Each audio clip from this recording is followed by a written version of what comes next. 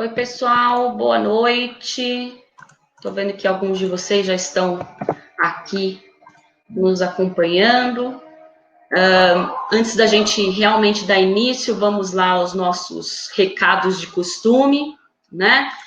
Fiquem atentos aí a duas coisas. Primeiro, que embora o chat fique habilitado durante a palestra, isso é apenas para o envio do nome e matrícula de vocês. Depois a gente abre para perguntas. E atenção, para que essas horas possam valer de atividades complementares, conforme aqueles 3 vídeos que o professor Edson postou lá no YouTube da faculdade, é necessário que vocês assistam pelo menos 50% da atividade e devem colocar no chat o nome completo e o número da matrícula, tá? Tem aí o formato com o meu nome, Anelisa Si, 012645, e é importante que você coloque esse hífen para separar o nome da matrícula, porque ajuda na hora de formatar o arquivo e o pessoal computar as horas de vocês, tá? Outra coisa que a gente pede é que para vocês registrem apenas uma vez o nome de vocês, ok? Também para facilitar o trabalho do pessoal. Para quem é de fora e está acompanhando a gente e quiser receber uma certificação de participação, é só enviar um e-mail para a extensão @fdcm.edu.br, está escrito aí também na parte do recado. Envia seu nome completo à instituição que a gente providencia para você essa certidão. Então, sem mais delongas dessas primeiras mensagens aí, nós damos início aqui à nossa 6ª palestra do ciclo de palestras Direito em Tempos da Covid-19, organizado pelo meu laboratório, o Laboratório de Políticas Públicas e Direitos Fundamentais, e a gente conta com a presença do Alexandre Andrade Sampaio, com o título O Financiamento Internacional em Tempos de Covid-19. Quais são as prioridades? O Alexandre é coordenador para a América Latina e Caribe da Organização de Direitos Humanos International Accountability Project. Ele também é meu colega de trabalho, a gente está desenvolvendo juntos uma disciplina lá na Unicamp, eu, Vedovat e ele. E nós também já desenvolvemos outras atividades de diálogo juntos por aí. Então, é um enorme prazer, Alexandre, ter você aqui, poder contar com a tua presença, e em especial com um tema diferente, mas absolutamente interessante aí para que a gente possa ampliar um pouco as nossas discussões que acabam ficando muito localizadas ou numa falsa regionalidade às vezes. Então, acho que o que você traz para a gente faz um diálogo mais interessante dessa pluralidade de relações. Então, agradeço mais uma vez, fico muito feliz e passo a palavra para você. Bom, primeiramente, obrigado, Ana, obrigado por toda essa cooperação, né, que a gente já vem tendo faz algum tempo, e agora nesse espaço aqui que para mim é novo, né? Estou me adequando aqui a toda essa tecnologia, mas vamos lá. Eu acho que eu me apresento, não me apresento, bom. Do jeito que você preferir, você fica Mas se à você vontade. quiser deixar o slide aí do início da apresentação... Já vou colocando e você pode deixar. Tá bom. Bom, pessoal, prazer estar aqui com vocês. Sintam-se à vontade para fazer qualquer tipo de pergunta. Isso, voltar um pouco. Eu controlo você. Agora você pode controlar. Pergunta, estou disponível. Se no meio também da palestra, não sei qual é a dinâmica que vocês geralmente têm, mas se no meio da palestra disser alguma coisa que não ficou muito clara, podem me parar, pelo menos se a dinâmica for essa, se vocês tiverem acostumado a isso, podem me parar para fazer qualquer pergunta, não deixar passar se quiserem. E é isso, a intenção é que seja uma conversa mesmo para todos entendermos o tema e discutirmos.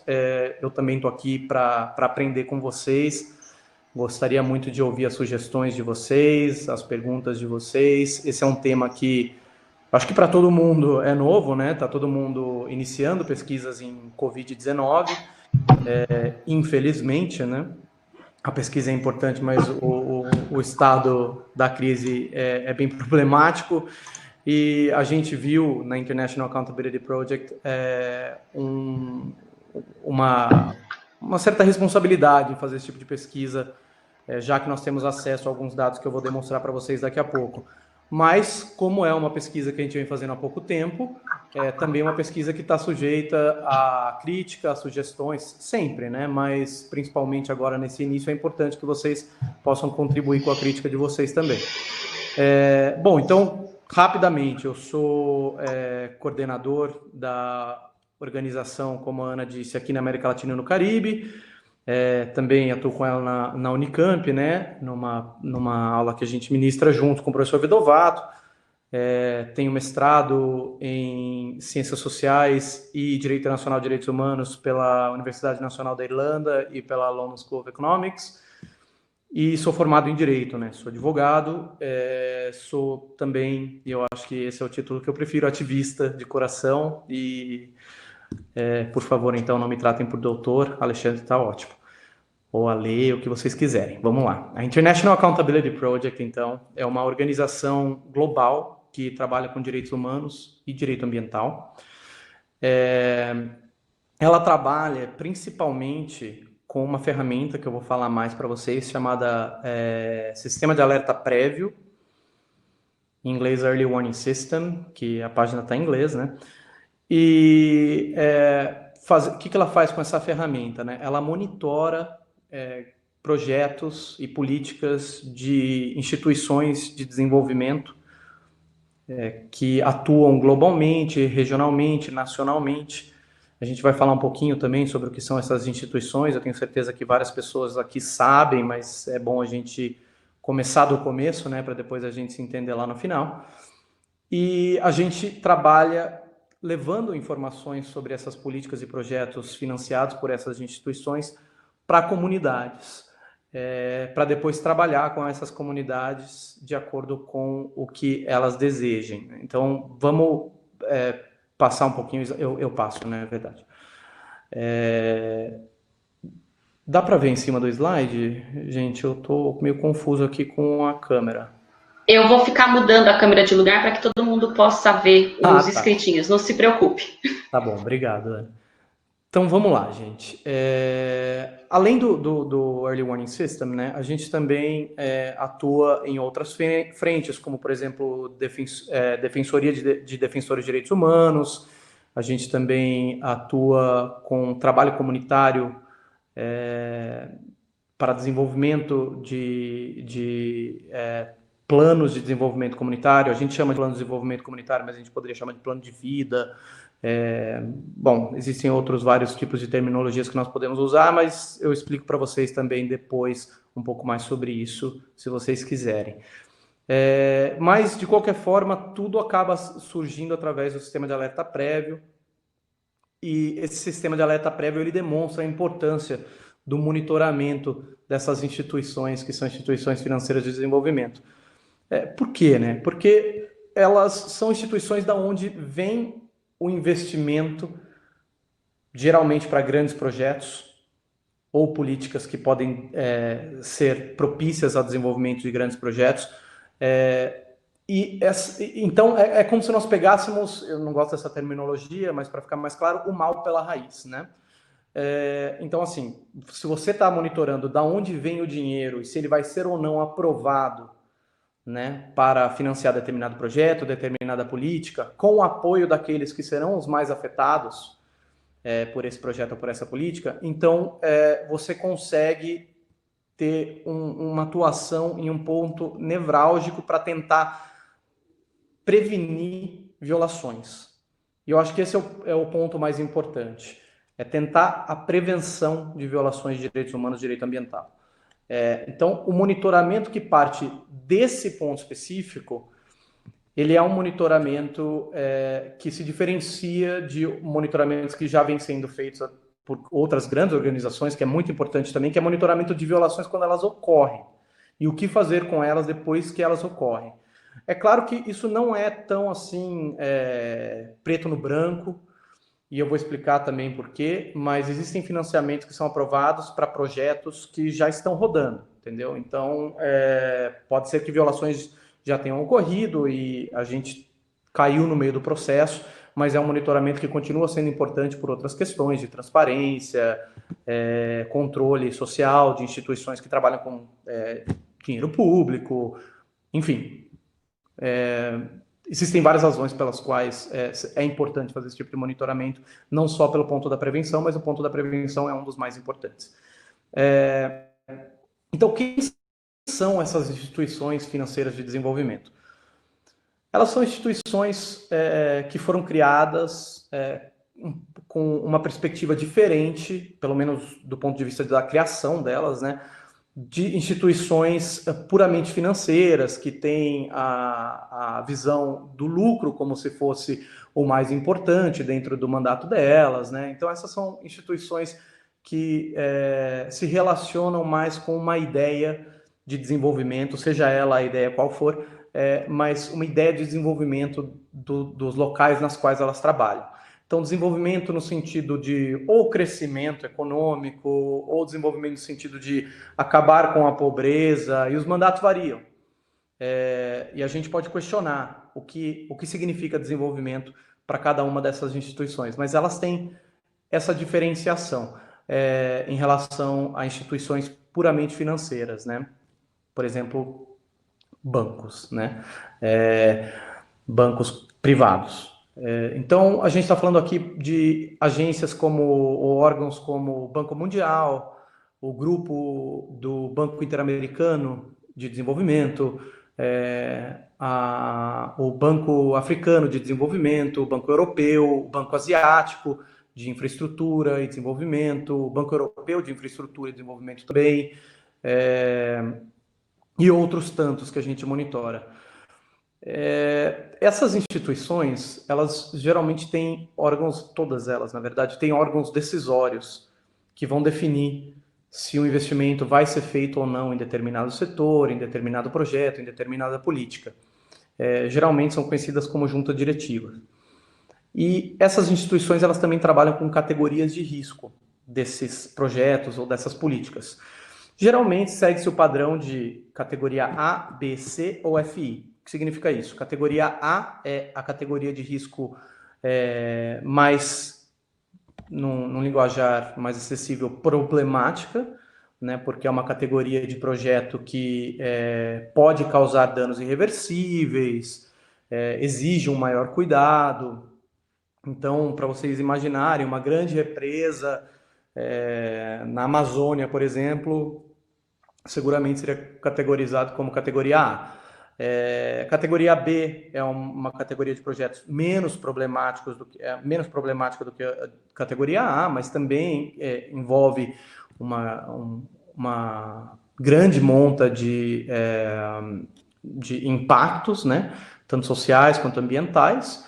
Categoria C são considerados os menos impactantes, os projetos e políticas, e categoria FI são as categorias de intermediários financeiros, que também às vezes são subcategorizados como F1, 2 ou 3, dependendo da força do impacto. Mas basicamente significa que o projeto vai ser repassado, o dinheiro vai ser repassado para instituições financeiras que atuam no âmbito nacional, geralmente bancos privados, podem ser estatais também, que vão enviar daí o dinheiro, o montante, a subprojetos, né? Geralmente escolhidos por essas instituições financeiras, então, que recebem esse dinheiro. E é um grande problema, depois eu posso comentar mais, mas um dos grandes problemas é você saber aonde está sendo investido e quais são esses subprojetos, qual é o impacto desses subprojetos. É uma coisa que vem sendo debatida faz anos, dentro da sociedade civil e junto a essas instituições financeiras, para que nós saibamos para onde está indo esse dinheiro e como ele está sendo utilizado, quais são os impactos que ele está gerando. Essas instituições, elas também trabalham com setores,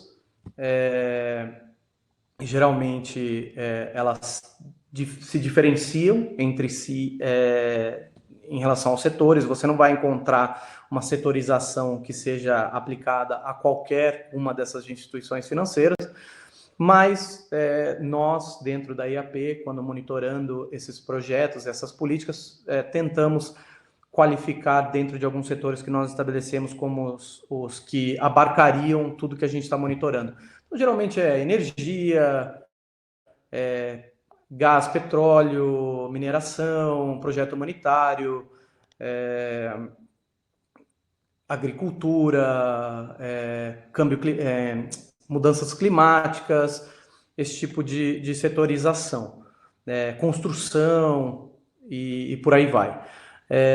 Essas instituições, elas também geralmente têm salvaguardas, que são como se fosse uma política interna para tentar lidar com os impactos ou prevenir os impactos que os seus projetos e suas políticas possam ter.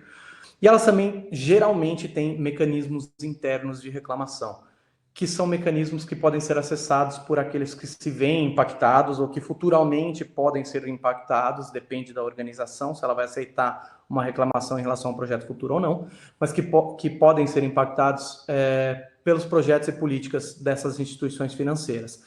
Então, são, para fazer um paralelo, é como se fossem cortes internas ou órgãos decisórios internos em relação a reclamações por violações dessas salvaguardas que eu mencionei anteriormente. Vou passar aqui para o próximo slide. Obrigado, Ana. Então, só um pouquinho mais sobre o sistema de alerta prévio, para a gente ter ideia de onde a gente está partindo, né? Eu acho que eu não vou acessar o site especificamente do sistema de alerta prévio, mas vocês estão convidados para depois acessarem. Está ali embaixo o link do sistema de alerta prévio para vocês acessarem. Também eu já deixo claro que a apresentação por mim está disponível para todos que quiserem. Bom, como é que ele faz esse monitoramento, né? Ele busca as informações dos projetos e das políticas dentro do próprio sistema de cada instituição financeira, né, de desenvolvimento.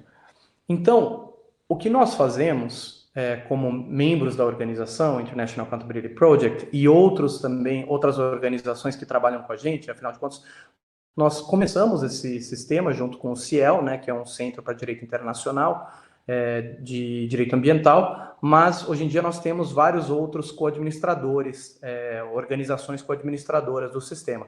Então, como administradores do sistema, como co-administradores, a gente pega essas informações e a gente verifica se essas informações elas correspondem realmente ao que o projeto ou a política proposta está se propondo a fazer, e a gente também traduz alguns termos, faz com que eles estejam mais acessíveis. A gente coloca algumas informações que geralmente não são necessariamente captadas por aquele que está lendo o projeto. Por exemplo, atores privados, né? A gente pode saber que um ator privado está envolvido com um projeto pelo nome do projeto ou pela descrição do projeto, mas não necessariamente esse ator privado ele está descrito dentro do projeto, quem ele é, como ele atua, atuações prévias, histórico no geral. Então a gente adiciona esse tipo de informação, também o montante que vai ser investido e assim por diante. São várias informações. Depois, quando a gente passar para casos mais concretos em relação ao Covid, eu posso mostrar um pouquinho mais sobre isso.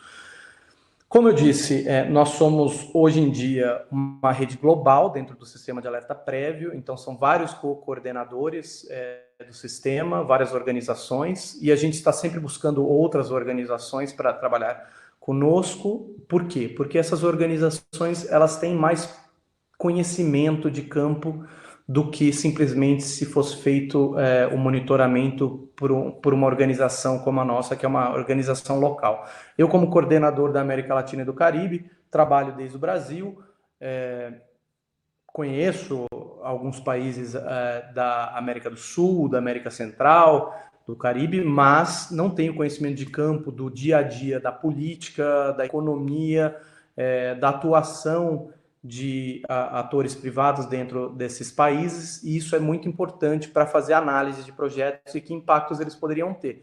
Então é por isso que a gente sempre vem buscando parcerias locais, tanto para enviar essas informações, quanto para fazer análise desses projetos com a gente e enviar informação para comunidades locais que possam vir a ser afetadas por esses projetos ou que já estão sendo afetadas. E a metodologia de trabalho, então, além dessa, de enviar essas informações, é uma metodologia de trabalho comunitário também. Ou seja, para nós, da International Accountability Project, todo o trabalho que for feito dentro desse sistema de alerta prévio e se utilizando dele para prevenir ou lidar com violações de direito humano, direito ambiental, tem que vir desde uma perspectiva comunitária.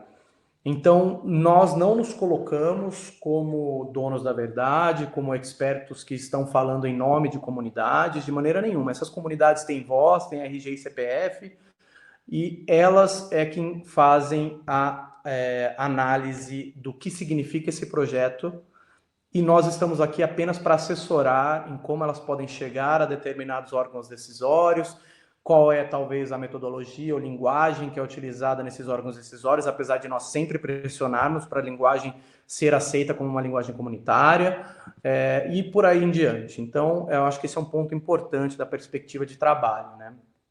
E é por isso que eu mergulho muito, sinceramente, de trabalhar para uma organização que tem essa perspectiva. Não é a perspectiva, né, do branco sabichão. Vamos passar para o próximo slide, então? Calma, não sei se... Isso, é esse mesmo. É o seguinte, então, gente. Aqui se encontra o monitoramento que nós estamos fazendo em relação ao Covid-19. Eu vou compartilhar com vocês a tela agora do meu computador para a gente interagir com essa pesquisa, porque ela é um tableau, então vocês vão ver que a gente pode manipular os dados e aí a gente vai conversando. Só uma observação. O sistema de alerta prévio, hoje em dia, ele monitora 14 instituições. São grandes instituições, convido vocês depois a entrar no site para conhecer quais são essas instituições, mas ele não monitora todas as instituições de desenvolvimento do mundo. Isso não é feito por ninguém, hoje em dia é impossível fazer esse tipo de trabalho, ainda mais com a metodologia essa metodologia que nós trabalhamos de prevenção de violações. E a razão disso é porque grande parte dessas instituições financeiras no mundo não compartilham essas informações. Você não sabe onde elas estão atuando, você não sabe como elas estão atuando, onde está investido o dinheiro dela. Então, assim, um grande gargalo dentro desse trabalho são as instituições financeiras chinesas, por exemplo. Muito difícil você saber onde eles estão investindo, como eles estão investindo. Você ouve por aqui, por ali, dentro de um relatório de alguma organização que descobriu que tem instituição financeira chinesa trabalhando, ou por alguma notícia de jornal, mas se você for no site das organizações de desenvolvimento chinesas, como China Exim, por exemplo, ou Chinese Development Bank, você não vai encontrar uma planilha com projetos que serão considerados pela junta diretiva dessas instituições.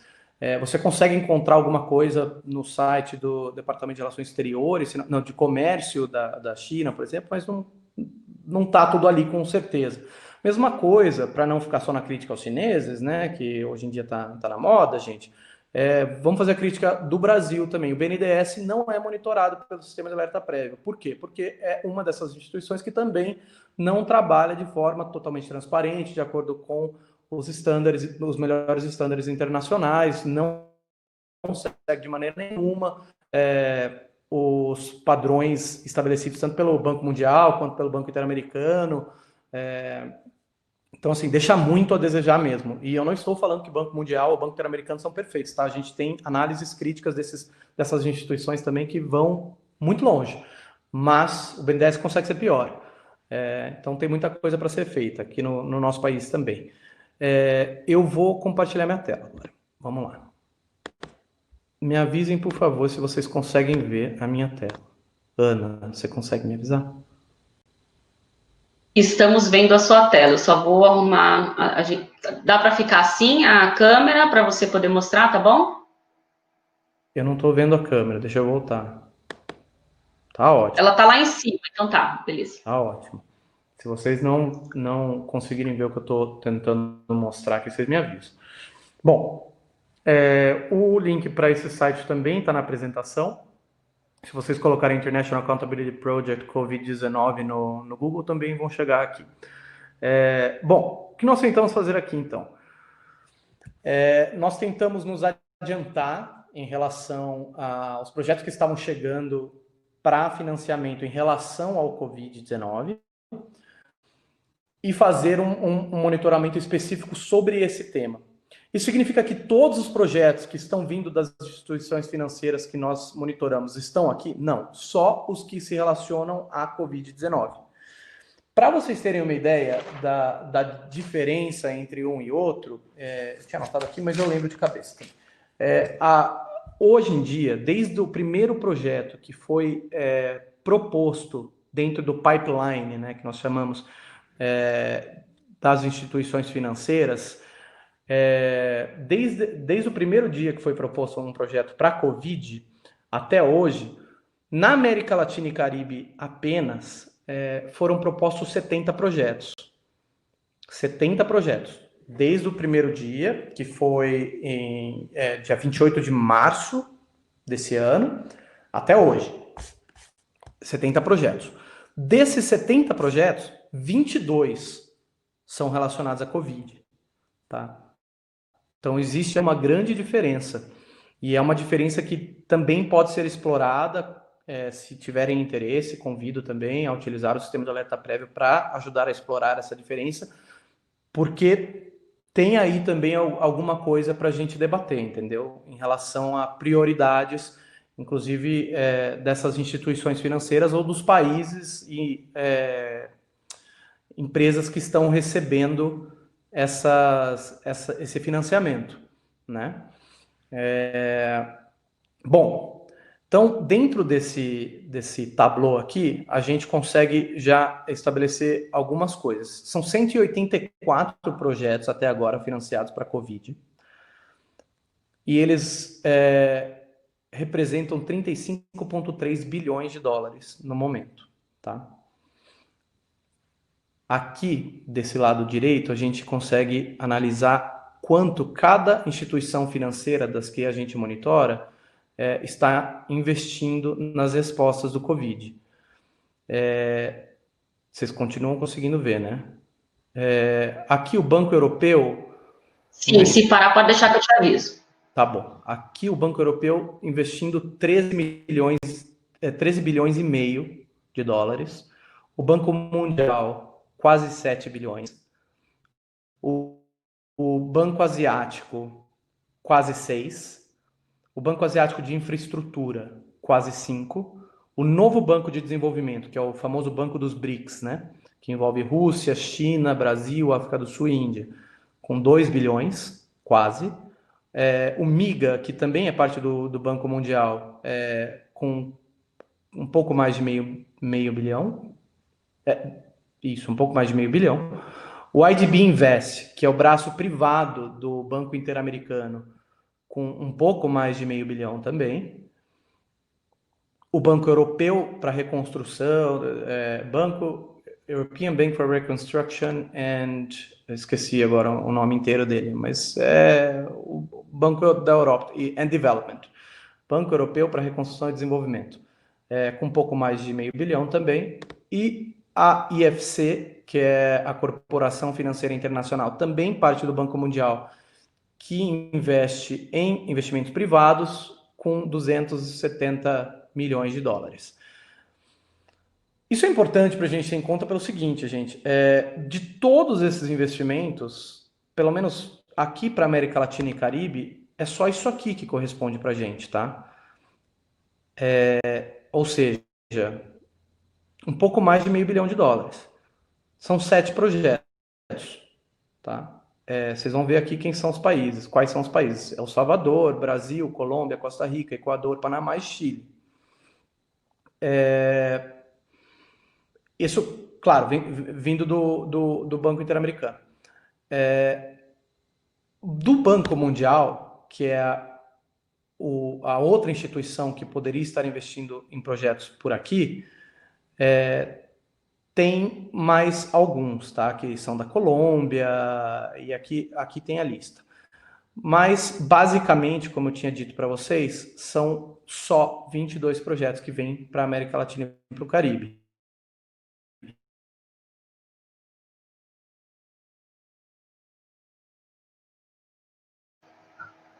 Alê, você travou para nós.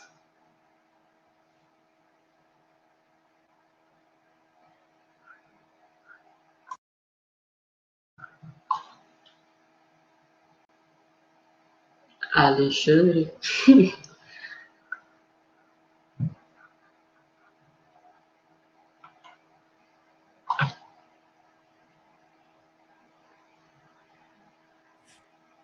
Pronto, agora sim. Tá bom, eu acho que eu não vou mais correr esse risco, então.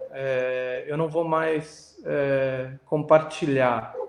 Eu só vou falando para vocês e qualquer coisa vocês acessem o site, por favor. Bom, mas um outro banco que poderia estar financiando, além do Banco Mundial e do grupo do Banco Americano, projetos para o Brasil, é o novo Banco de Desenvolvimento, que é o Banco dos BRICS. Esse banco, no momento, só tem 2 projetos, para a Índia e para a China, relacionados à Covid. Não tem projeto nenhum para o Brasil. Então, são somente esses 22 projetos mesmo. O que é interessante, dentro dos projetos que são financiados para a nossa região, é que grande parte deles é financiado para atores privados e não para estados. Tá? Então, depois a gente pode debater um pouquinho mais sobre isso. Eu vou voltar para a apresentação dos slides, porque eu acho que ela conversa um pouco mais sobre essa análise em relação a comunidades, que é o que a IAP faz, trabalhar com comunidades em relação a investimentos que a gente monitora. Depois a gente pode conversar mais amplamente também, se vocês quiserem.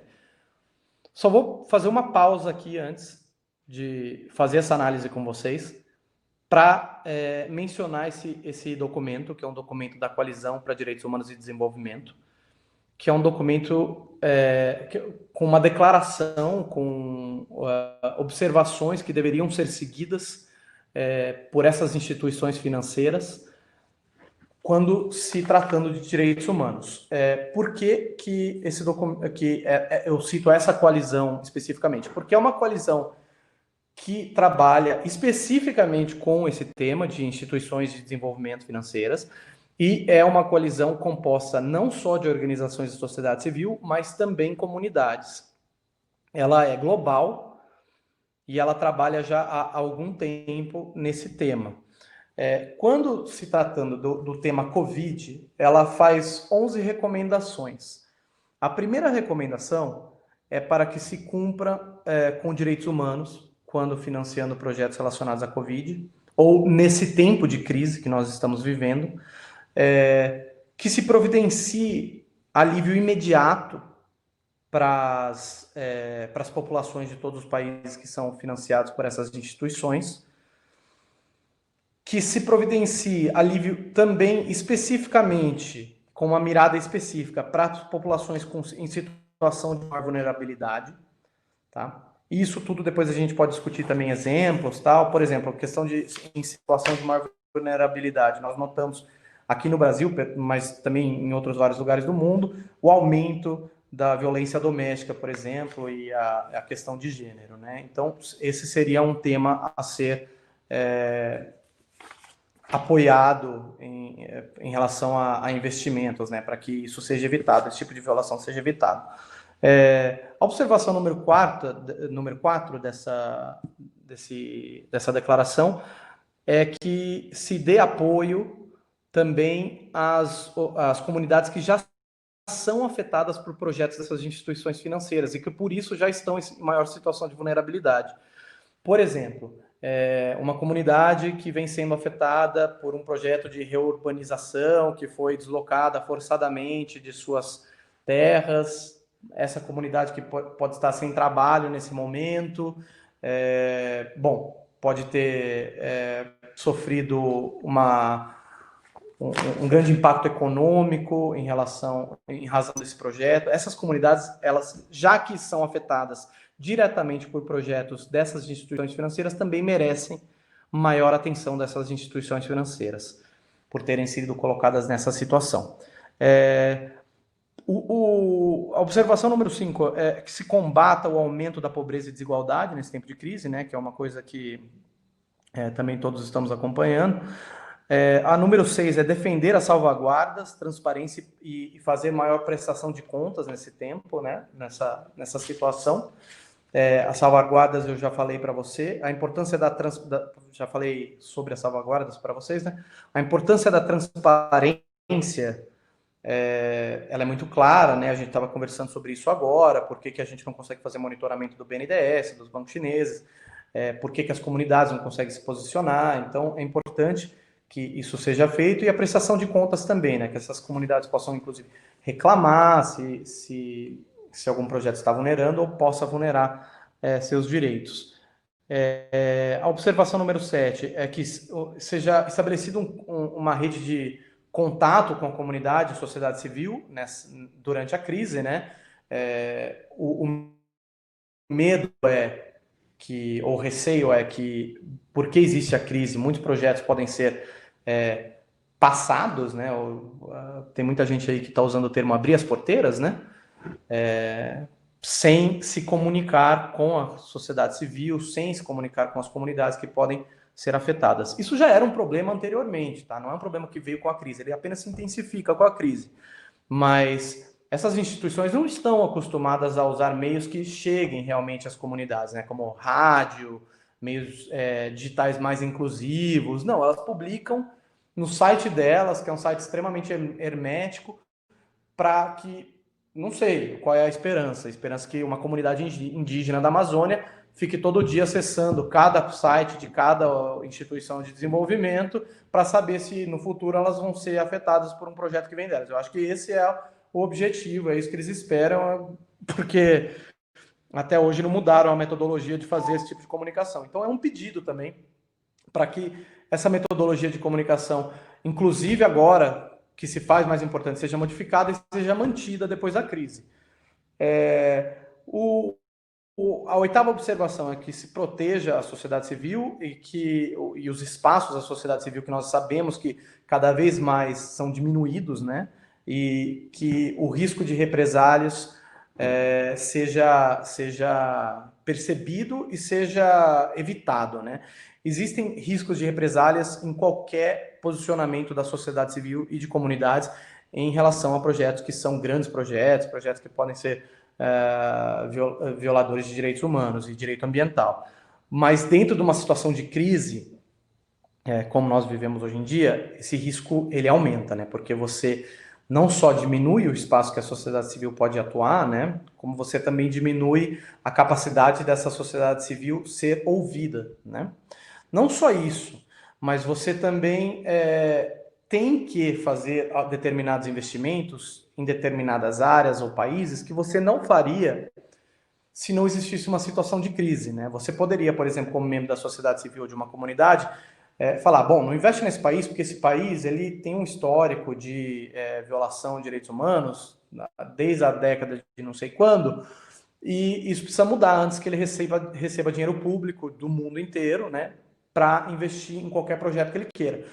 A questão é que nesse momento você tem uma necessidade de investimento no setor de saúde, no setor da economia, que não pode ser simplesmente ignorada, entendeu? Então, devido ao fato de que esses investimentos têm que ser feitos para que a população como um todo não sofra em razão de uma má política governamental, um mau histórico governamental, pelo menos os riscos têm que ser reconhecidos e eles têm que ser tratados, eles têm que ser conversados com essa comunidade que vive nesse país ou que vive nessa região e com a sociedade civil que trabalha.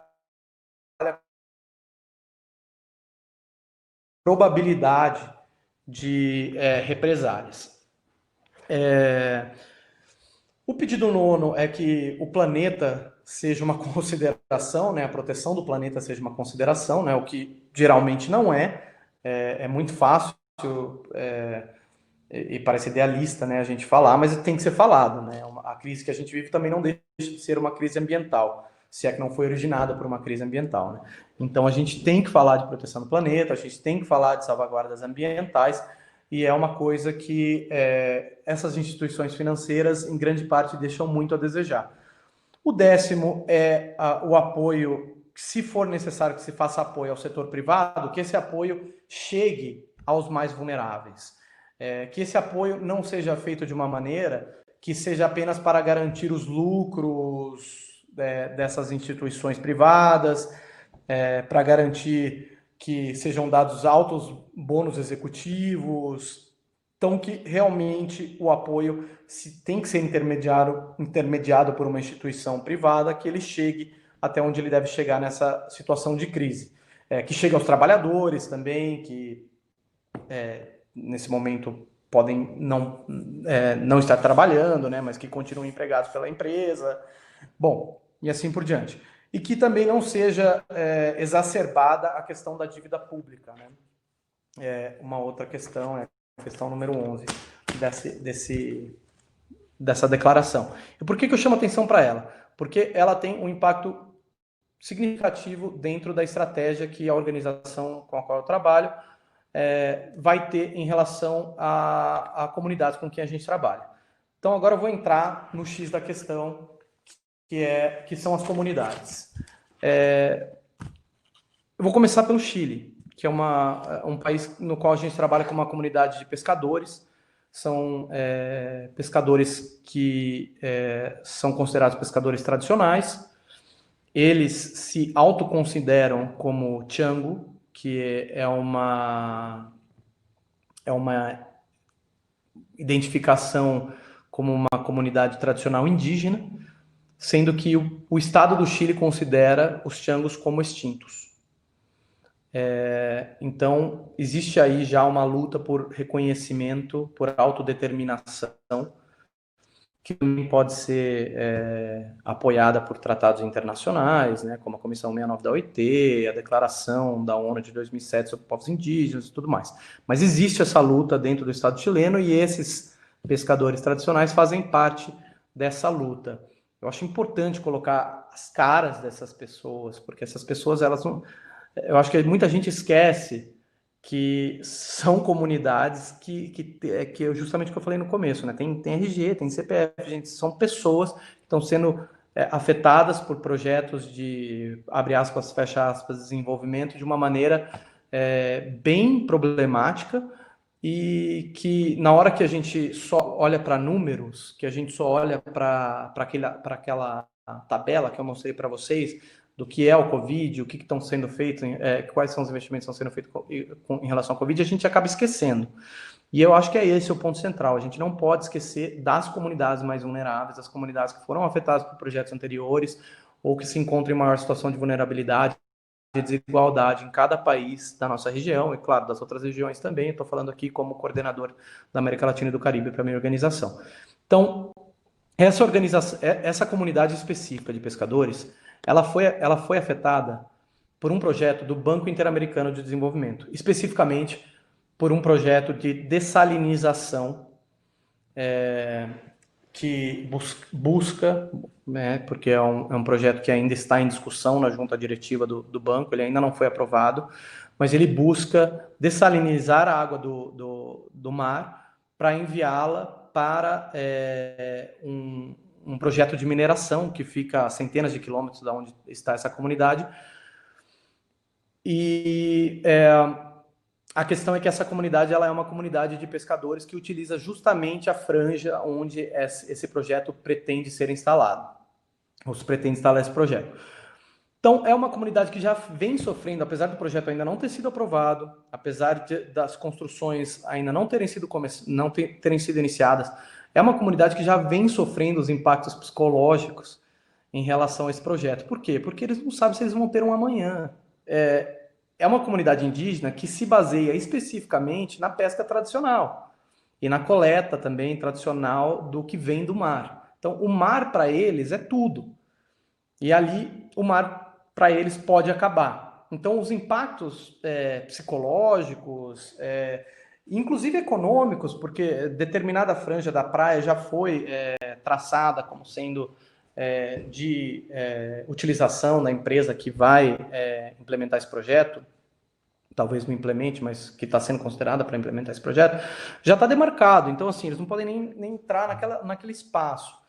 Então, é importante frisar isso, mesmo com o projeto não aprovado. E por que é mais importante ainda a gente frisar isso? Lembrando, é um projeto que vai para uma empresa específica, que nesse caso é uma empresa estatal, que vai subcontratar outras empresas para realizar o projeto, que se relaciona a um projeto de mineração financiado pelo Banco Interamericano, a sua parte privada, que é o IDB Invest, o BID Invest. Tá? O que essas comunidades precisam nesse tempo de crise, gente? Água.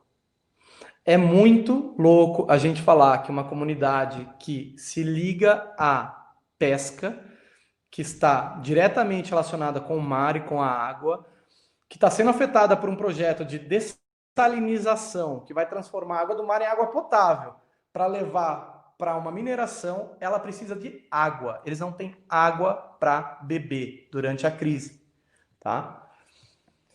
A gente pode voltar lá, se vocês quiserem, depois vocês voltem, naquela tabela que eu estava mostrando dos investimentos para o Covid, e procurem pelo Chile. Vocês podem manusear também os dados pelo mapa que tem ali naquele tablô. Se vocês clicarem no Chile, vocês vão ver que até agora só existe um projeto relacionado à Covid. Esse projeto é um programa o projeto chama Programa de Liquidez para Enel Distribuição Chile S.A., que é um projeto especificamente direcionado para a liquidez de uma empresa de energia. Tá? Em nada ele tem a ver com água, em nada ele tem a ver com a população que nós estamos conversando agora, que é uma população, aliás, afetada pelo banco que está financiando esse projeto, que é o IDB Invest. Então, ao mesmo tempo que ele dá uma olhada para a distribuição de energia, que não deixa de ser um tema importante dentro da crise que nós vivemos, né? A energia elétrica é essencial nesse momento também, ele não tem nenhum projeto para lidar com as comunidades que são previamente afetadas por ele no Chile. Tá? E aqui eu estou falando de uma, especificamente, mas com certeza não é a única que é afetada.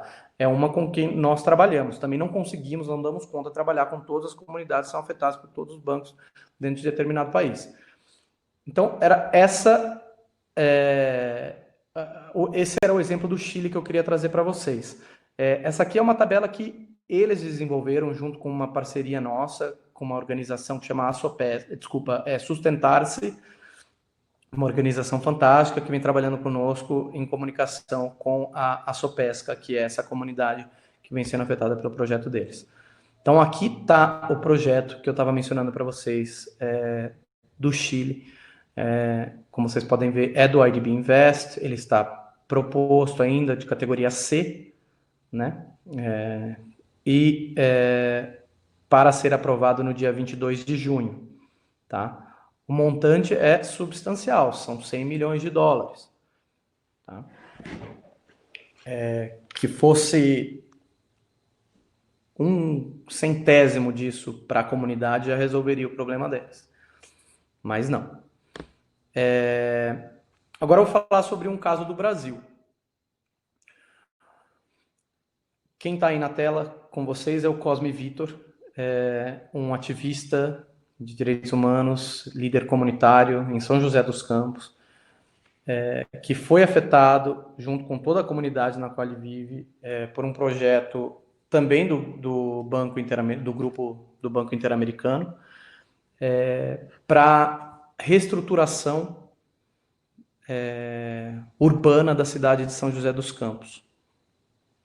Esses slides, essas figuras que vocês estão vendo, elas fazem parte de publicações que a gente faz no Medium. Então, se vocês colocarem Medium, MEDIUM, IAP, né, que é diminutivo do International Accountability Project, vocês vão conseguir chegar nessas publicações, tá? E lá vocês vão conseguir ler as histórias que eu estou narrando aqui para vocês também com muito maior riqueza de detalhes e com, inclusive, os testemunhos de quem deveria estar falando, por exemplo, no caso Cosmic, que são as pessoas que realmente expõem os problemas dentro da nossa estratégia de comunicação, são as pessoas que realmente são afetadas. Então, foram afetados por um projeto financiado também pelo grupo do Banco Interamericano, foram deslocados forçadamente ou removidos da sua região de moradia, sendo que não queriam, viviam naquela região, que era uma região considerada uma região boa de São José dos Campos, né? Uma região... Eu não conheço muito bem São José dos Campos, fui na região com eles, mas eu diria central, assim, uma região bem localizada em termos de acesso ao trabalho, acesso a hospitais, questão de transporte público, foram removidos para uma outra região na qual isso não existe mais. Muitos tiveram dificuldade em continuar no trabalho que tinham, têm dificuldade de deslocamento, sem contar os impactos econômicos como um todo. Inclusive houve uma crise de aumento do tráfico de drogas na comunidade deles, tal, a dificuldade de acesso à educação. Então, assim, teve impactos gigantes nessa comunidade, certo? E no lugar do qual eles foram retirados sob a justificativa de que havia um risco, era uma área de risco para eles morarem. Hoje em dia, lá, são 2 ou 3 grandes empresas que estão lá hoje em dia, localizadas lá, naquela área que era considerada uma área de risco, mas que todos sabiam que era uma área de grande valor, né, para investimento privado. Então, a razão era outra, né, para o deslocamento forçado deles, para a remoção forçada deles. Bom, essa comunidade, ela não tem acesso a nada. Elas não conseguem trabalhar. Eles, hoje em dia, né, em tempos de crise, já estava difícil antes, mas hoje em dia, não tem arroz, não tem feijão, não tem sabonete, não tem pasta de dente, gente. Vocês estão entendendo a gravidade da situação. Essa aqui é a tabela desenvolvida por eles, com uma organização que também é parceira nossa, o Instituto Maíra, que trabalha desde São José dos Campos. Uma tabela do que eles precisavam urgentemente. Ainda precisam, urgentemente. São 150 cestas com esses itens extremamente básicos para a sobrevivência, né? Esse é o básico do básico, o que a gente conseguiu realmente reduzir, tá, gente? Não é o ideal da sobrevivência deles. Vamos lá para o Brasil no mapa de projetos financiados em relação à Covid. Estou indo lá, desculpa, gente. Vocês me dão um segundo que está abrindo a página. Mas nós temos um projeto, que é um projeto para o Banco ABC Social Bond. Eu acho que ele está também na minha relação de slides. Tá. Esse projeto, de novo, é financiado pelo grupo do Banco Interamericano, que é o mesmo grupo que financiou o projeto que deslocou forçadamente essas comunidades. Tá? Vocês estão vendo aí na tela que o projeto ele tem um custo total de 400 milhões de dólares. Vindo do Banco Interamericano, são 100 milhões de dólares. Tá? Ele vai para um banco privado,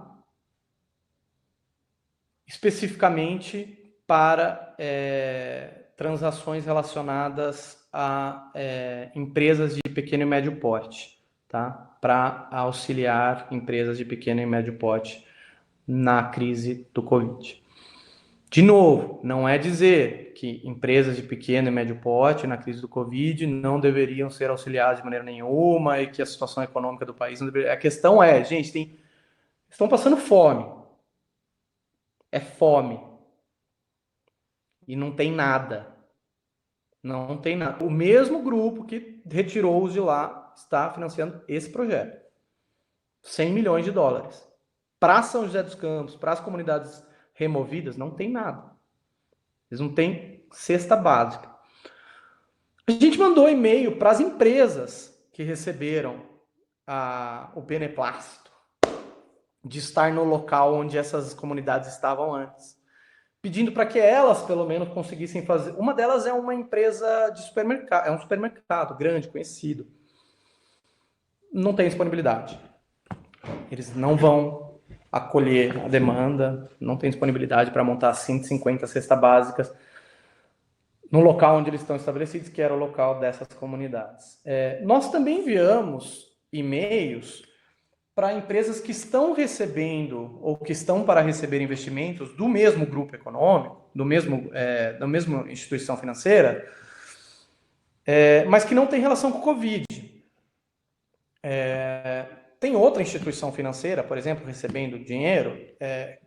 Isso é informação pública. Não acredito que eu estou atacando a moral de ninguém. Ainda mais de uma empresa, né? Mas uma das outras empresas que está recebendo é o Nubank, que é uma fintech conhecida, muita gente do Brasil inteiro tem conta com eles, é considerado um dos unicórnios brasileiros, recebendo 70 milhões de dólares, se eu não estou enganado. Deixa eu só verificar aqui para não dizerem depois que eu estou falando besteira. Um segundo, gente. Vamos lá, que informação importante.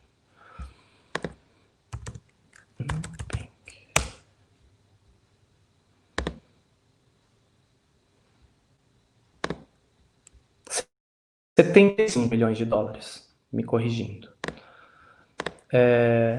Falando para o Nubank, então, mandamos e-mail para eles falando, olha, é o seguinte, vocês estão sendo financiados por essa instituição que tem esse histórico com essa comunidade, se vocês pudessem considerar uma doação de 150 cestas básicas, né, devido que vocês estão recebendo $75 milhões, será que não dá para poupar aí, né, um milésimo de... Também eles já estão comprometidos com outros financiamentos, outras respostas ao Covid, saiu aí no LinkedIn, em vários lugares, né, bem publicado, que eles estão comprometidos com outras iniciativas, então a comunidade que está passando fome ali, em relação a esse projeto, não vai ser beneficiada.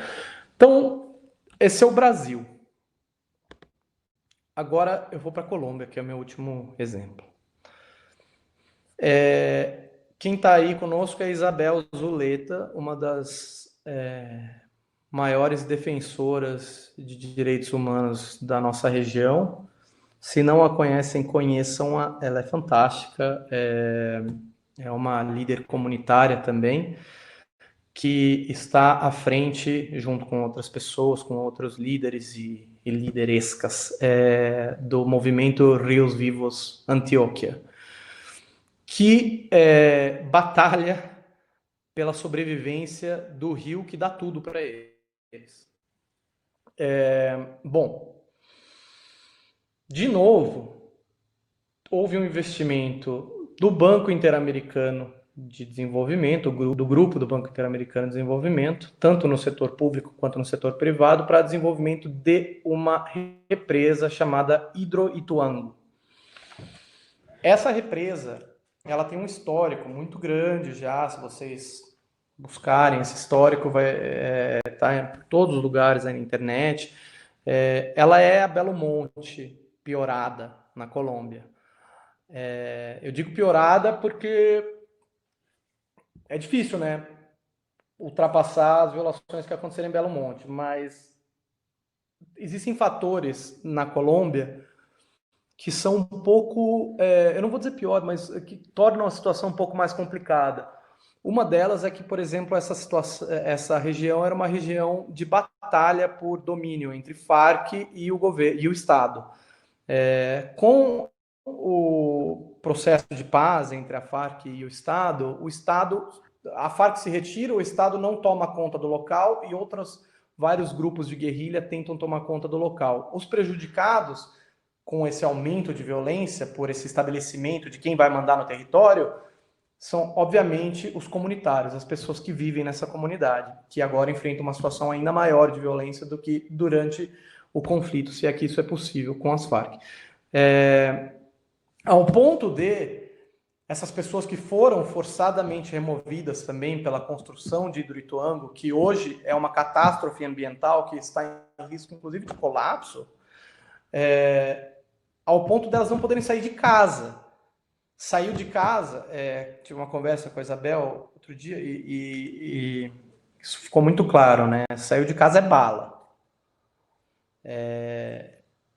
Por um regime de alto imposto, né, por quem nesse momento está dominando o território, para que o Covid não se alastre. Ao mesmo tempo que o Estado continua a construção de Hidroituango, com centenas de trabalhadores no campo de obras, e esses trabalhadores foram contaminados. Então, centenas de trabalhadores agora estão contaminados perto dessas comunidades. Essas comunidades não podem sair de casa, os hospitais estão fechados e elas muito provavelmente estão expostas à contaminação. Uma coisa relevante também de ser mencionada é que essas comunidades viviam no rio. Elas viviam separadas, por uma distância natural que elas ocupavam dentro do bioma que elas viviam. E agora elas são citadinas. Então, elas vivem num local muito menor, aglomerado, e não tem como sair de casa, e o risco de contaminação é muito maior também, dentro dessa situação, né, de aglomeração. De novo, essas comunidades, e a Isabel comandou esse processo, Rios Vivos Antioquia comandou esse processo, estabeleceram as prioridades para eles dentro do Covid. Como é uma situação um pouco mais complicada, não é só a questão do abastecimento nutricional ou de higiene que eles estão com problemas. Estão, certamente, tanto que aí vocês vão encontrar a questão da alimentação e higiene. Chega ao ponto deles não terem fralda para pessoas de idade, gente. Pessoas que... Assim, a humilhação é muito grande, gente. Mas eles passam por outras questões também, como a questão da segurança. Então, existem outros requerimentos também, outros pedidos que eles fazem, né? Questão de câmeras de vigilância, a segurança da própria água, né? Para eles é importante. A segurança da integridade da água do rio que eles usam para tudo. Bom, existem outros vários fatores aí. Essas listas também vão estar disponíveis no nosso Medium em breve. Eu estou elaborando um comunicado sobre elas. A Colômbia, ela recebeu 3 financiamentos até agora em relação ao Covid. 2 financiamentos foram do banco, quer dizer, um financiamento foi do grupo que investiu em Hidroituango, que é esse Bancodex Emergency Line for Small and Medium Enterprises. Ou seja, um financiamento para um intermediário financeiro, que é um banco, para que ele garanta a liquidez, o bem-estar de pequenas e médias empresas. A mesma coisa com outro financiamento vindo em parte do Banco Mundial, da agência deles, amiga, também para com esse intuito. Existe um outro projeto que a gente localizou semana passada, que é um projeto maior, de 700 milhões de dólares, que é direcionado, aí tá difícil de ver, né, gente? Mas ele é direcionado especificamente para, além do bem-estar das empresas da região, do país, também para o sistema de saúde, a maior capacidade do sistema de saúde do país e a nutrição das populações mais vulneráveis. São 700 milhões de dólares. Os outros 2 projetos, só para mencionar, o do Banco Interamericano é de 100 milhões de dólares, a contribuição do Banco Interamericano, o total do projeto é 170, tá? E o outro é de 475 milhões de dólares.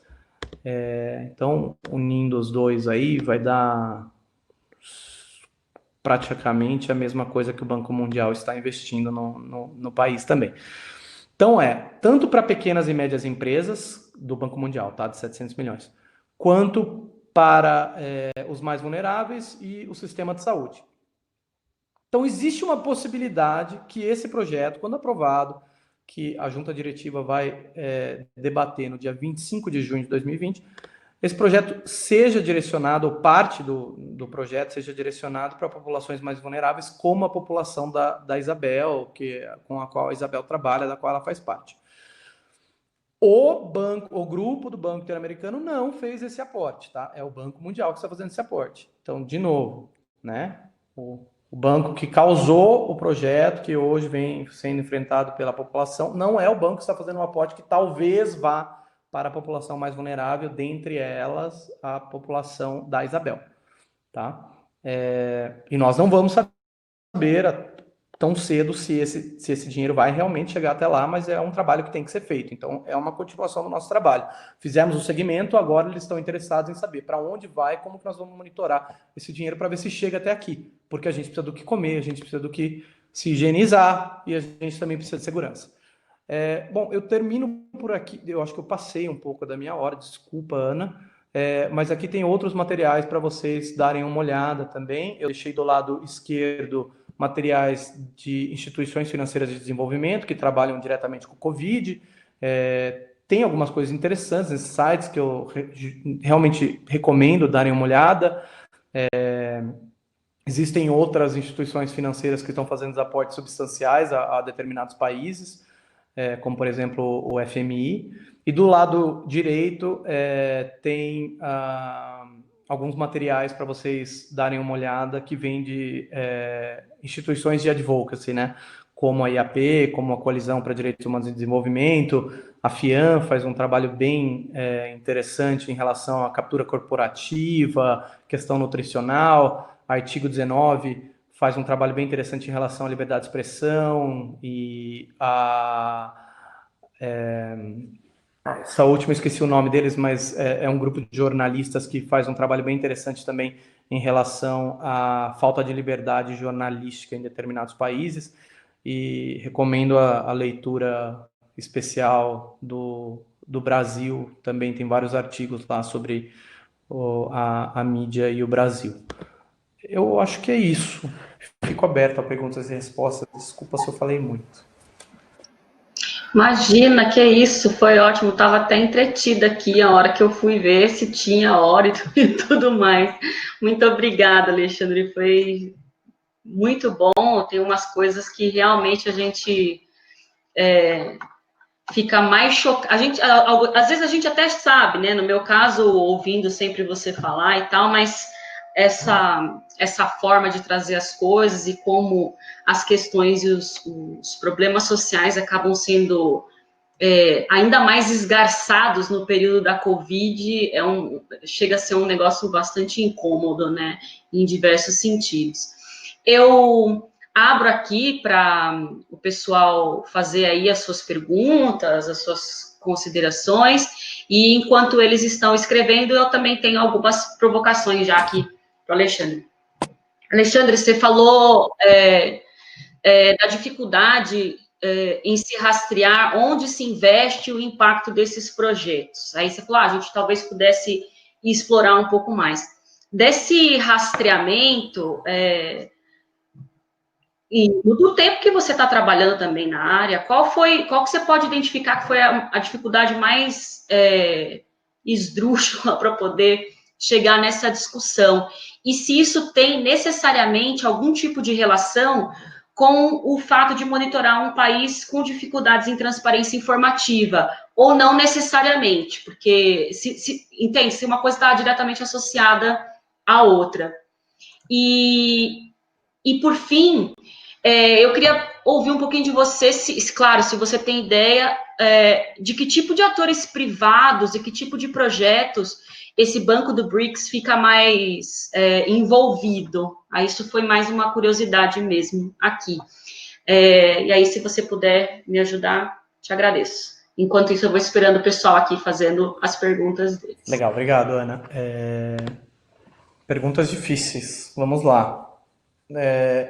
Eu acho que dentro da questão do rastreamento, dificuldades são várias, tá? E eu acho que cada instituição financeira apresenta as suas próprias dificuldades. Por isso que a gente faz uma análise também do estado da arte do acesso à informação em cada instituição financeira. Não foram muitas até hoje que a gente conseguiu fazer, porque é uma análise que requer tempo, requer pessoal, e até hoje nós conseguimos fazer do IDB Invest, do Banco Europeu e do Novo Banco de Desenvolvimento. E estamos planejando para o futuro próximo o Banco Holandês de Desenvolvimento, conhecido como FMO, e do setor público do Banco Interamericano de Desenvolvimento, que até hoje a gente fez só do setor privado, né? Então, cada uma oferece dificuldades específicas. Mas se eu pudesse apontar para uma dificuldade geral em todas as instituições financeiras que a gente faz segmento, apontaria algumas, mas a primeira é a questão dos intermediários financeiros. Os intermediários financeiros, eles são como, hoje em dia, pelo menos, uma caixa preta. Quando um investimento cai, ele sai de uma instituição financeira de desenvolvimento e vai para um banco privado, é muito difícil você rastrear para onde esse dinheiro vai depois. Quais são os subprojetos para onde esse dinheiro vai. Porque você está agora dependendo, você entrou na esfera privada. Então você está dependendo da transparência de um ente privado que recebe financiamento público. Então deveria estar, pelo menos em relação ao financiamento público, publicando o que tá financiando. Mas não é isso que ocorre. Então esse montante cai nessa caixa preta e a gente acaba sem saber. O que a gente tem feito a respeito a isso?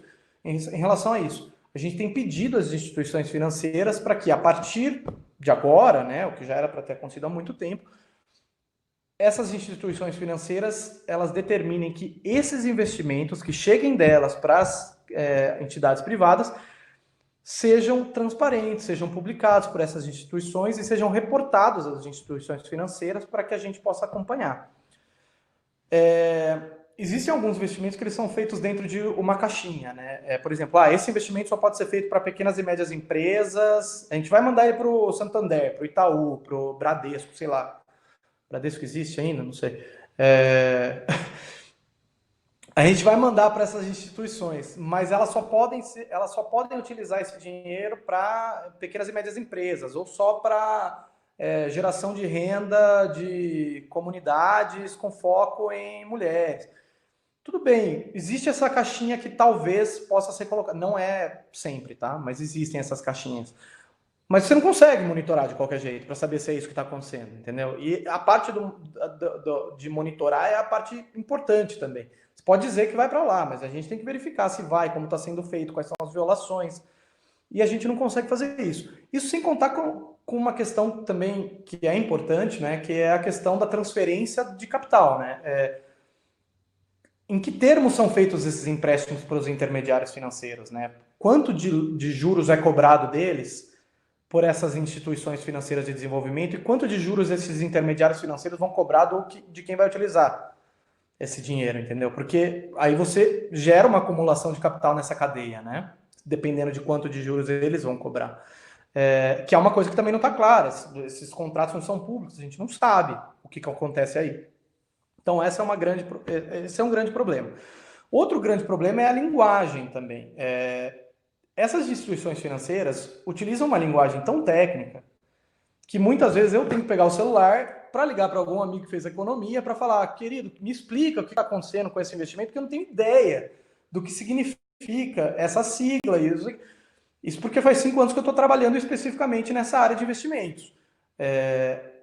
Tentando descobrir o que é, até hoje isso acontece comigo, para depois eu poder traduzir um pouco num linguajar que eu tenho certeza que se essa instituição financeira acessar, a tradução que eu fiz vai falar que está errado, mas para tentar traduzir de alguma forma para as comunidades, para outras organizações entenderem do que se trata esse investimento, que às vezes é um investimento de uma monta absurda, né, de 100 milhões de dólares e a gente não sabe o que está acontecendo.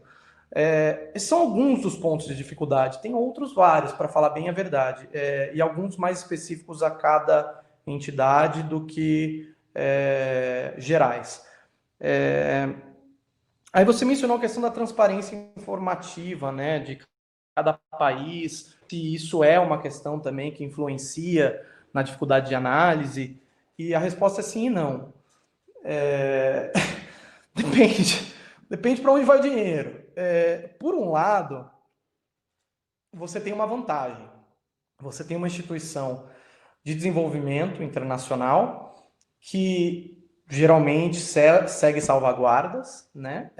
Que pelo menos perante ao público tenta parecer transparente e responsável. Então, se ela manda o dinheiro para um país que não tem essa preocupação, pelo menos você consegue puxar por aquela ponta, falar, olha, eu quero saber para onde foi, como está sendo feito, e tudo mais. Por outro lado, esquecendo a parte de instituições privadas que recebem dinheiro que a gente não sabe para onde vai, também tem a questão das instituições públicas que recebem esse dinheiro, entendeu? Como intermediários financeiros, como por exemplo é o caso do Brasil. Brasil, BNDES, recebe dinheiro como intermediário financeiro do novo Banco de Desenvolvimento e dali por diante você não vai saber para qual local específico esse dinheiro está indo. Então, sim, nesse caso é problemático, entendeu? Quando existe a questão do intermediário financeiro, sempre dá aquele baque e fala, putz, agora vai ser difícil saber. Questão do BRICS especificamente, bom, é um banco, é uma instituição de desenvolvimento relativamente nova, né? Então, assim, até hoje, não é tão fácil você estabelecer uma análise padronizada de quais são os investimentos que vão ser o foco do banco, mas até hoje o que a gente conseguiu analisar é que grande parte desses investimentos eles estão indo para construção de rodovias ou para empresas que realmente têm um histórico bem problemático de violação, como por exemplo a Vale, né? E, por exemplo, recebeu financiamento do Novo Banco de Desenvolvimento, inclusive depois das tragédias dos crimes, né, de Mariana, Brumadinho. Então, assim, a gente tenta fazer uma análise estrutural, mas, por enquanto, eu acho que ainda é um banco muito novo, mas em termos de acesso à informação e transparência é um dos piores que a gente já rastreou. Também é um banco que tem por lógica e filosofia a questão da aceleração do desembolso dos montantes com os quais ele trabalha, e essa aceleração significa comer etapas, né? Então, a gente tem uma legislação, por exemplo, ambiental, uma legislação de direitos humanos, uma legislação de transparência, uma legislação de consulta pública, consulta livre prévia informada, consentimento público em relação a populações tradicionais, indígenas. E muita coisa é comida nesse processo, entendeu? Porque eles têm a lógica do investimento rápido. O Lean Bank, né? Que eles chamam. E a falta de definição do que é desenvolvimento também, né? É um banco que veio com uma proposta, pelo menos no discurso, que seria diferente, que ele seria um banco para financiamento de projetos que fossem realmente green, né? Que fossem projetos verdes, sustentáveis. E essa definição até hoje não foi estabelecida pelo banco, do que isso significa. E mesmo um projeto que poderia potencialmente ser sustentável, desde uma ótica que olha para outras instituições financeiras, como, por exemplo, um projeto de energia solar no Nordeste brasileiro, ele tem vários problemas, entendeu? Esse foi o primeiro projeto que foi financiado pelo Banco Interamericano, o Banco dos BRICS aqui no Brasil, um projeto na região do Araripe. E a gente foi lá para conversar com as populações que tinham sido afetadas, os povos que tinham sido afetados também, porque sim, no Brasil existem povos E, e foi feito tudo de uma maneira muito alheia às determinações, prioridades das comunidades e de uma maneira completamente desinformada. Então, assim, comunidades que foram deslocadas ou que nas quais existem hoje grandes usinas eólicas que elas não sabem como lidar com as questões de segurança, com as questões de impactos. Por exemplo, eu ouvi de um dos comunitários, né? Aqui para dormir só se eu tivesse morto. Então, assim, o som que aquilo lá faz durante a noite é altíssimo. Mas isso foi apresentado para a comunidade quando foi colocado lá? Não. O que foi apresentado para a comunidade foi: olha, essa usina aqui, ela vai produzir um determinado tanto de energia e ela vai gerar um determinado determinada renda. Vocês vão ter 1% dessa renda, o direito a 2% dessa renda por mês. Essa renda vai girar em torno de R$ 3.000 por mês. Pô, até aí maravilha, não tem problema nenhum, pô, não vai afetar em nada, entendeu? Mas afeta, tem gente que não consegue dormir, entendeu? R$ 3.000 é bastante para uma comunidade que não trabalha com dinheiro, que tem uma lógica comunitária diferente da nossa, bastante, dá para comprar comida, mas não dá para dormir, não dá para comprar uma casa para ir para outro lugar, entendeu? E aí, como é que faz? E o estresse que essa pessoa passa? E a ansiedade? Então, tava na cara das pessoas. Vou falar de um outro exemplo que pode ser considerado para quem trabalha com povos, pode ser considerado ainda mais problemático. Tinha uma comunidade que estava em articulação com a CONAC para ser reconhecida como uma comunidade quilombola. É uma comunidade quilombola, tá? É uma comunidade tradicional, é um povo tradicional. Só que ela estava em processo de reconhecimento na CONAC. Agora pensa-se em não reconhecer, porque agora a lógica do empreendimento privado está dentro da comunidade. Então, quem fica com a renda que vem da usina? Entendeu? São todos? A gente vai dividir esses 3.000 entre todo mundo? Tem alguém que tem um registro daquela terra, entendeu? E esse registro, como é que fica, entendeu? A usina vai para quem tem o registro da terra, quem tem a propriedade da terra. Então, chegou-se ao ponto de ameaçar a constituição e o reconhecimento de uma comunidade tradicional. E toda a articulação que ela tem ali como comunidade tradicional, a maneira de tomar decisões, a maneira de ser, a maneira de viver. Que às vezes é difícil para o mundo que não está em contato com essas comunidades perceber, ter a noção da importância disso. Mas é tudo, gente. É tudo para eles. Entendeu? Então, bom, só para falar um pouquinho do Banco dos BRICS.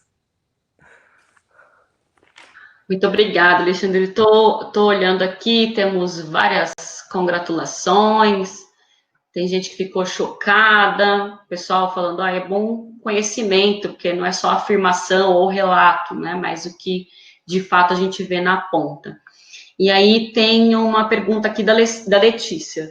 Boa noite, gostei muito da explanação. Você poderia, por favor, explorar melhor os desdobramentos de os investimentos serem feitos nas instituições privadas e não no Estado, mesmo em se tratando de dinheiro público mundial?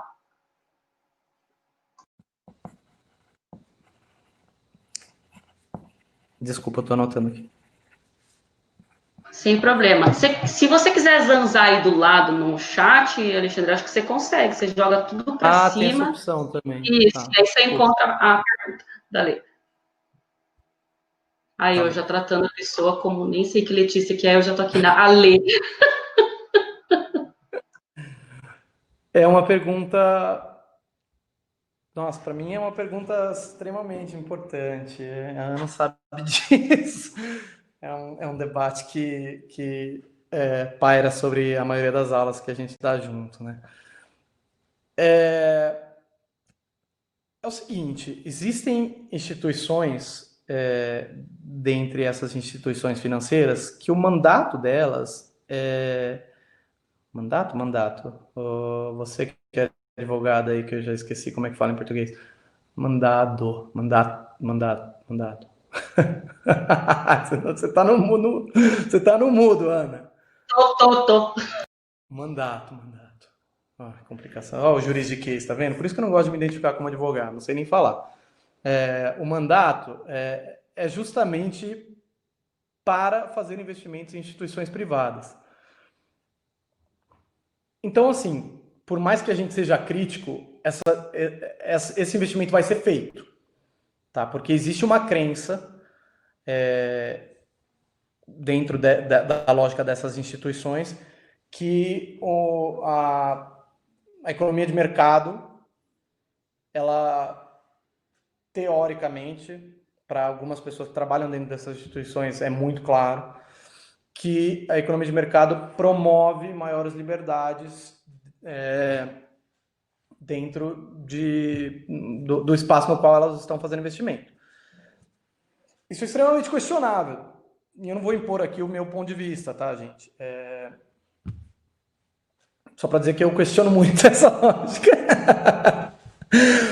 Mas é isso, esses investimentos vão ocorrer, a gente tem que fazer um monitoramento e a gente tem que, da melhor forma possível, trabalhar com esses investimentos que estão ocorrendo, que vão afetar a população, vão afetar comunidades, e essas comunidades têm que saber a melhor forma de trabalhar. Se elas vão dizer, né, o ponto de vista comunitário nós não queremos uma empresa privada trabalhando aqui e desenvolvendo a lógica do capital privado dentro da nossa comunidade, ou dentro da nossa esfera de atuação, porque isso vai atrapalhar a maneira como nós trabalhamos solidariamente, nossas tradições e tudo mais.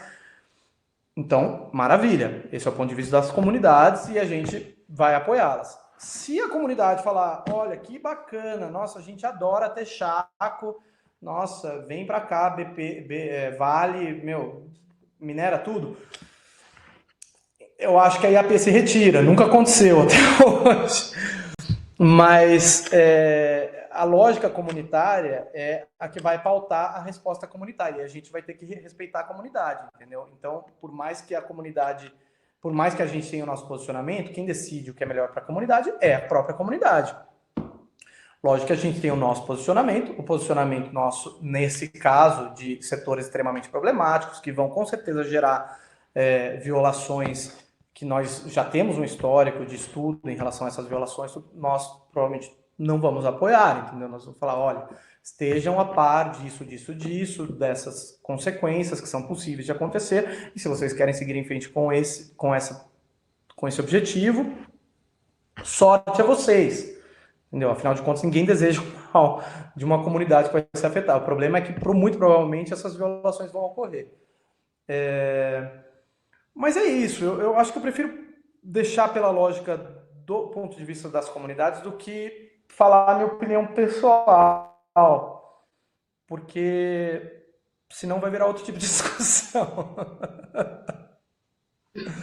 Tá ótimo, imagina, tá ótimo.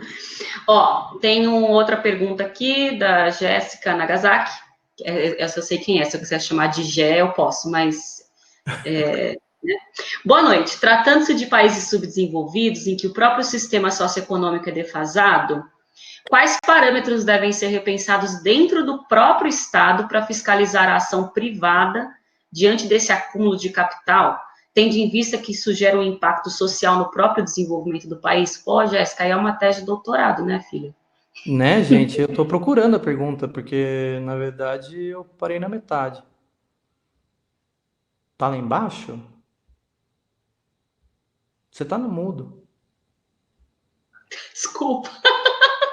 Sabe essa barrinha azul? Você sobe ela até o final, assim, aí você já vai ver a pergunta dela. Ah, tá. Eu tava achando que era lá embaixo. Para descer, não, sobe. Eu achei a da Letícia.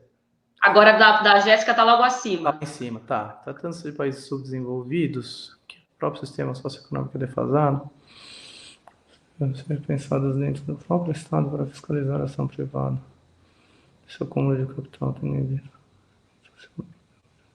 realmente é uma tese de doutorado, né? Mas é importante. Eu começaria por questionar a classificação de subdesenvolvimento, tá? Eu acho que isso vai de encontro ao que a gente estava discutindo no começo, né? Não foi aqui, foi na aula que a gente acabou de dar. mas é uma questão importante, né? O que qualifica um país, ou uma comunidade, ou uma região como desenvolvida ou não? É o crescimento econômico? O que qualifica o desenvolvimento, né? Eu acho que essa é uma perspectiva interessante de ser tratada desde o ponto de vista comunitário, entendeu? Então, assim, claro, existem diferenças socioeconômicas entre países que estão mais avançados dentro da lógica do capital, e os que estão menos avançados dentro da lógica do capital. Mas isso significa subdesenvolvimento? Nós podemos olhar para uma comunidade indígena ou quilombola e dizer que eles são subdesenvolvidos? Eu acho que esse é um ponto de vista primeiro a ser discutido, tá? E a ser repensado. Que vai diretamente de encontro também à lógica que você propõe da pergunta, né? O que a gente quer como plano de desenvolvimento para o nosso país, né? Não estou falando só do Brasil, mas todo mundo, né? Deveria ter o direito de pensar o que é o desenvolvimento para cada estado, né? E para cada comunidade. Então, eu acho que isso é importante de ser pensado, né? Porque é a partir daí que nós vamos pensar em lógicas de fiscalização. E se essa fiscalização tem que vir do Estado ou das próprias comunidades afetadas, né? Se existe uma maneira da gente fazer essa fiscalização por quem realmente está sendo impactado por esses projetos, por essa lógica de desenvolvimento, né?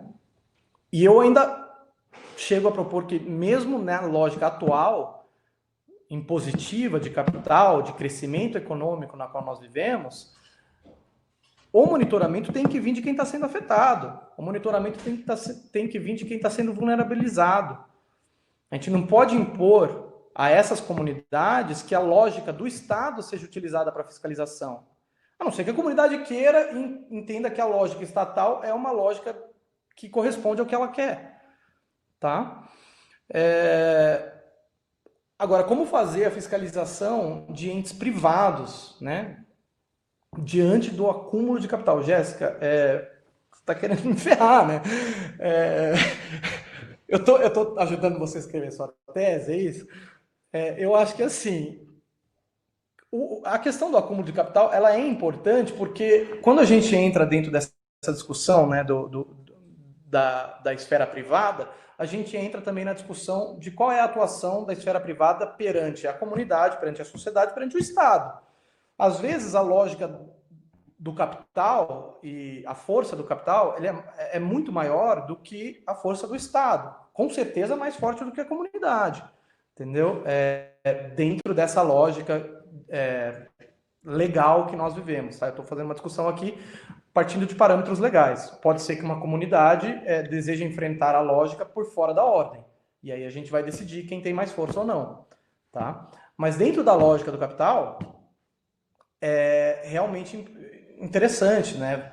A gente pensar qual é o Estado que tem capacidade ou qual é a comunidade que teria capacidade de fazer isso dentro de uma ordem legal em relação a um ente privado que, com certeza, dentro dessa lógica legalista, tem mais força. Eu não sei responder. Eu acho, eu acho que é difícil. Eu acho que é difícil pensar nisso.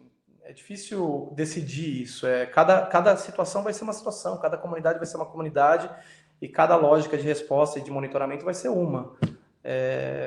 Fica para uma tese mesmo, Jéssica. Desculpa. Mas já achei a especulação excelente aqui. E aí, por fim, nós temos a Maine perguntando se a gente pode utilizar a tecnologia para contribuir nesse rastreamento. Ela está focando alguma ferramenta, algo do gênero aqui. Acho que é a Maine, que inclusive é de uma das comunidades afetadas por Belo Monte. Oi, Maine. Eu acho que existem diversas maneiras como a tecnologia pode nos assessorar, nos ajudar nesse rastreamento, né? O sistema de alerta prévio, ele é uma maneira tecnológica de fazer o rastreamento, de tentar conversar com possíveis afetados por investimentos de instituições financeiras.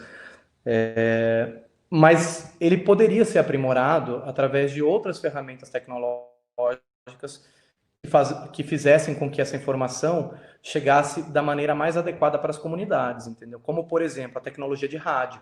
A Amazônia se comunica por rádio, gente. Não adianta você colocar um negócio na internet e achar que todo mundo vai ver, entendeu? E muita gente pode ficar surpresa, né? Nossa, mas que tecnologia defasada. Não, não é bem assim. Depende de cada lógica de comunicação comunitária também. Então, a tecnologia de rádio comunitária é importante. É uma tecnologia que a gente ainda não conseguiu aprimorar ela para ser utilizada dentro do sistema de alerta prévio. Tem outros tipos de tecnologia, como, por exemplo, de redes, mídias sociais, que poderiam ser utilizadas. Eu estou pensando aqui em como eu faço para a informação chegar, né, até as populações, as comunidades que vão ser afetadas. Mas também existem tecnologias para o outro lado que poderiam ser utilizadas caso alguém consiga desenvolvê-las, né? Como, por exemplo, de monitoramento de notícias que são vinculadas pelo mundo afora, através do sistema de internet, para fazer o monitoramento de instituições que não liberam informação dentro da sua própria base de dados, entendeu? Então, é outro tipo de tecnologia, que aí vai para outra ponta, entendeu? Então, com certeza. A gente só não pode esquecer uma coisa: tecnologia não é neutra, e a tecnologia não é, infelizmente, para todos, né? A gente pode lutar para que seja, a gente pode fazer os nossos maiores esforços para que ela seja, mas até hoje a tecnologia não foi utilizada nesse sentido. A gente pode tentar utilizar, é o que o sistema de alerta prévio vem tentando fazer, com determinadas vitórias, e que são importantes, mas a gente não pode esquecer que da tentativa de cooptação de tecnologia, por exemplo. Vocês acham que não tem instituições que querem o sistema de alerta prévio para si? Que não pagariam uma boa grana para fazer isso, entendeu? Então, assim, a gente tem que tomar cuidado com essas lógicas de cooptação. E quem conseguir desenvolver uma tecnologia que se sobreponha ao que seja necessária para o sistema de alerta prévio, essa pessoa vai conseguir reter essa tecnologia em favor da informação para comunidades? Ou, de repente, ela se torna uma tecnologia para investimentos? Entendeu? Olha, eu estou vendo aqui o que vai ser investido daqui a não sei quanto tempo, tal, então vou investir nessa empresa aqui, eu vou fazer uma especulação em relação a essa, tal. Então, assim, a tecnologia não é neutra e a gente tem que saber como utilizá-la em favor bom, né, no caso da IAP, e eu como ativista, em favor das populações, das comunidades, em favor de direitos humanos, de preservação de direitos ambientais. Tem gente que vai querer utilizar para outros meios, para outros fins, infelizmente. E, bom, então é isso. Acho que respondi. Alexandre, muitíssimo obrigada por tudo. Ficamos aqui super atentos em tudo que você ia falando. Eu já passei a sua apresentação tanto para extensão, que vai compartilhar, e compartilhei aqui também para quem ainda está aqui com a gente. Se vocês olharem aí no chat, vocês têm um arquivo compartilhado, que é a apresentação que o Alexandre utilizou. Então, vocês podem já fazer o download, acaso vocês queiram. Então, agradeço muitíssimo, Alexandre, a sua disponibilidade, a sua simpatia e a forma de conduzir aí dentro de um universo de informações tão importantes e que ficam muitas vezes distantes do nosso cotidiano, embora possam afetá-lo de uma maneira bastante agressiva, né? E a gente nem imagina que isso está acontecendo. Então, antes de eu passar novamente a palavra para você, para a gente despedir, eu queria aproveitar a oportunidade e convidar o pessoal para a palestra que nós vamos ter amanhã. É uma palestra do PPGD, mas estão todos convidados. Ela vai ser em espanhol e vai tratar do processo constituinte chileno. Nós vamos ter o professor Eric Eduardo Palman, que é da Universidade do Chile, e a professora Maria Francisca Elgueta, também da Universidade do Chile. Eles estão à frente dessa discussão. Então, nós temos a oportunidade de conhecer aí como é que um processo de constituinte começa a se movimentar dentro de um país e a maneira como ele vai tecendo alguns fatores. E na semana que vem, a gente continua com o nosso ciclo de palestra, Direito em Tempos da Covid-19, a palestra 7, que eu consegui uma mulher para vir falar com a gente, porque nesse período de pandemia elas estão todas descabeladas, e a Fernanda de Araújo Fanja, que é professora do PPGD e da graduação da PUC de Campinas, vai falar sobre o respeito aos direitos do preso e a pandemia, acompanhando aí todas essas temáticas provocativas que a gente trouxe, né? Então, Alexandre, muito obrigada mais uma vez, fico muito contente, viu? Espero que você tenha gostado também de estar aqui com a gente hoje. Adorei, Ana, sempre disponível, obrigado mesmo pela oportunidade, obrigado pelas perguntas, pela oportunidade de conversar com um público tão grande, estou impressionado com tanta gente aqui presente. Que horas é a palestra de vocês amanhã? Boa pergunta, né? Eu falo as coisas, não falo a hora. 7h30 da noite. 7h30 da noite, e a gente está colocando tanto no Instagram da faculdade, quanto no Facebook, tem como encontrar o link lá para poder acessar, tá bom? Tá legal. Eu vou só disponibilizar o meu e-mail, se alguém quiser me mandar também alguma pergunta, alguma coisa em relação a parcerias também com o sistema de alerta prévio. Completamente disponível, a gente pode mandar. E também dizer que amanhã, às 4 horas da tarde, então não em conflito com a sua palestra, eu vou dar outra palestra sobre o sistema de alerta prévio, também em espanhol, com o pessoal do Chile, que está sendo afetado pelo projeto da dessalinizadora que eu mencionei anteriormente.